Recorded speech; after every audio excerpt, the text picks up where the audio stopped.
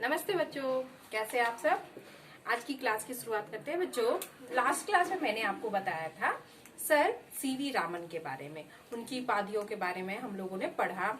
आज की क्लास की हमारा टॉपिक है अलबेली घंटी। अलबेली घंटी पता है बच्चों आप लोग को, स्कूल की घंटी, फोन में रिंग बजती है उसकी घंटी, घड़ी की घंटी, हाँ साइकिल हम चलाते हैं उसकी घंटी, ये सभी घंटी है। अब इस कविता में घंटी के बारे में बताया गया है।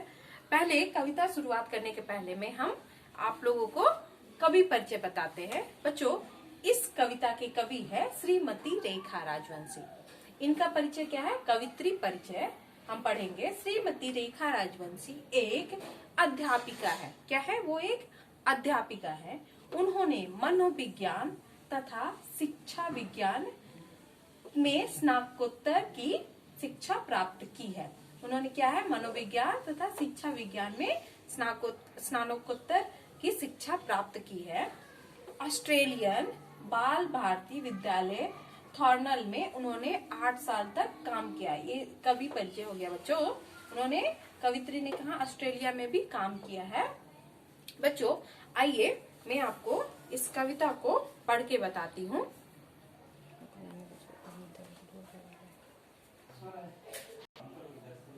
अलबेली घंटी, श्रीमती रेखा राजवंशी। मैं हूँ एक अलबेली घंटी, सबकी बनी सहेली घंटी। जब देखो तब बजती रहती, नई बात कुछ कहती रहती। जब भी मैं घर में बजती हूँ, कोई आया ये कहती हूँ। लोगों में उत्साह जगाती, चेहरे पर मुस्कान खिलाती। विद्यालय में जब बज जाती, दिनचर्या को शुरू कराती। अनुशासन का पाठ पढ़ाती, संध्या को छुट्टी कराती। जब भी मैं बजती फोन की घंटी, दौड़ के आते गुड्डू बंटी। नया संदेशा लाती हूँ मैं, सबका मन हर्षाती हूँ मैं।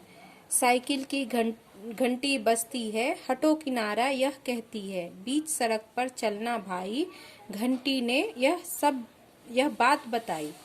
मंदिर की जब घंटी बोले, सुनकर भक्तों के मन डोले। अरे आरती को जब गान, घंटी की बढ़ जाती शान। मेज पे अफसर की बैठी है, इसलिए ये ऐठी है।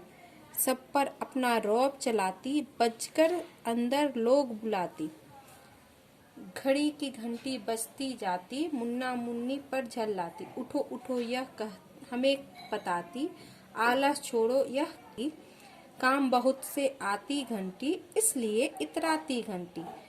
लगती कभी पहेली घंटी, सबकी बनी सहेली घंटी। मैं हूँ एक अलबेली घंटी, सबकी बनी सहेली घंटी। जब देखो जब बजती हूँ, नई बात कुछ कहती हूँ। बच्चों अलबेली घंटी कहती है कि मैं सबकी सहेली हूँ। जब भी मैं बजती हूँ तो कुछ कुछ कहती हूँ।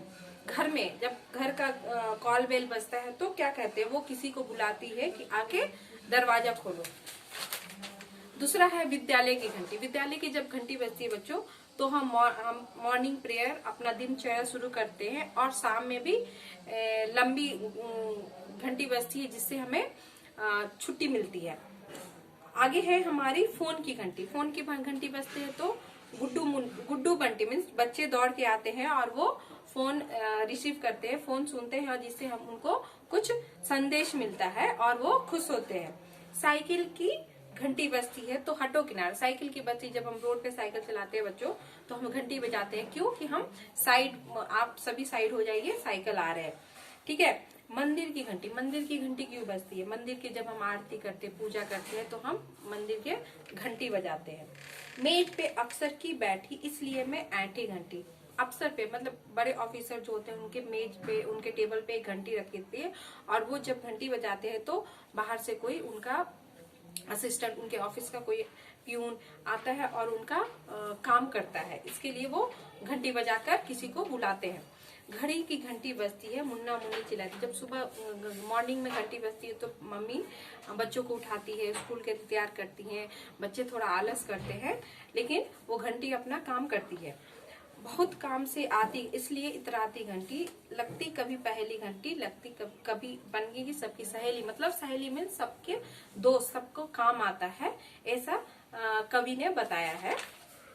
इसमें 6 प्रकार की घंटी के बारे में बताया गया है। घर की घंटी, स्कूल की घंटी, फोन की घंटी, साइकिल की घंटी और मंदिर की घंटी, और मेज पर रखे अफसर की घंटी और घड़ी की घंटी। ये 6 प्रकार की घंटियों का वर्णन किया गया है बच्चों।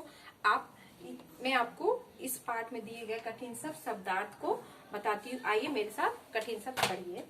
कठिन शब्द है बच्चों अलबेली, घंटी, सहेली, बजती, उत्साह, चेहरे, मुस्कान, खिलाती, जगाती, दिनचर्या, अनुशासन, संदेशा, हर्षाती, अफसर, ऐठी। ये हो गया आपका कठिन शब्द। आगे है बच्चों शब्दार्थ। अलबेली, अलबेली मतलब निराली, दिनचर्या में दैनिक कार्य, ऐठ मीन्स घमंड, रौब का मतलब होता है दर्प, इतराना मीन्स गर्व, संदेशा खबर, मुस्कान मीन्स मुस्कुराहट, अफसर मीन्स अधिकारी, झल्लाना का मतलब होता है गुस्सा करना, अनुशासन मीन्स नियमबद्ध आचरण। ये सभी बच्चों आप पोयम पढ़ लीजिए और कवि परिचय के बारे में जान गए। कठिन शब्द और शब्दार्थ ये सब का अच्छे से अभ्यास करिए। आगे की क्लास में मैं नए लेसन आपको बताऊंगी। तब तक के लिए धन्यवाद।